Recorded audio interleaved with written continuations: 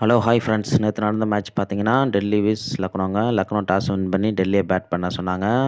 ஓப்பனிங்லேயே வந்து பார்த்தீங்கன்னா, தடுமாற்றத்தோட ஆரம்பிச்சுட்டாங்க. 2 ரன்னுக்கே முதல் விக்கெட்ட இழந்துட்டாங்க. பின்னர் பார்த்தீங்கன்னா, போரல் வந்து நல்லா ஒரு நிதானமான ஆட்டத்தை ஏற்படுத்தி 100 ரன்னுக்கு தாங்க 2வது விக்கெட் விழுந்தது. அவர் வந்து பார்த்தீங்கன்னா, அந்த அன்னிக்காக ஒரு அரை சதத்தை பூர்த்தி செய்தாரு. நல்ல ஒரு நிதானமான ஆட்டத்தையும் ஏற்படுத்தினாருங்க.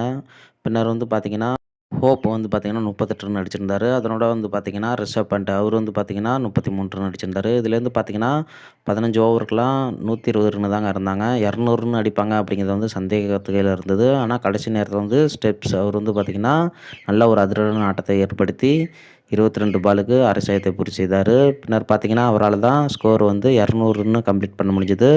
20 ஓவர் முடிவில வந்து பார்த்தீங்கன்னா, டெல்லி அணிய வந்து 208 ரன் டார்கெட் அடிக்க முடிஞ்சது. இதுக்கு முக்கிய காரணம் பார்த்தீங்கன்னா, கிறிஸ்டன் ஸ்டெப்ஸ் இவரு தாங்க கடைசி நேரத்தில வந்து அதிரடியான ஆட்டத்தை ஏற்படுத்தி ரன் வந்து 200 ரன் வந்து கொண்டு போனாரு. அதோட பார்த்தீங்கன்னா, 20 ஓவர் முடிவுல வந்து 208 ரன் அடிக்க முடிஞ்சது. ஸோ பார்த்தீங்கன்னா, 209 ரன் அடிச்சா வெற்றி என்ற இலக்குடன் ஆடிய லக்னோஸ் ஓப்பனிங் பேட்ஸ்மேன் கே.எல். ராகுல். டிக்காக் வந்து 15 ரன் அவுட் ஆக, கே.எல். ராகுல் வந்து பார்த்தீங்கன்னா 7 ரன்னுக்கு அவுட் ஆக, பின்னர் பார்த்தீங்கன்னா அந்த அணி வந்து ரொம்ப தடுமாற்றம் ஆட ஆரம்பிச்சுட்டாங்க. கேப்டனா இருந்து நல்ல ஒரு பொறுப்பான ஆட்டத்தை வெளிப்படுத்தலங்க. அவுட் ஆகி வெளியே கிளம்பிட்டாரு.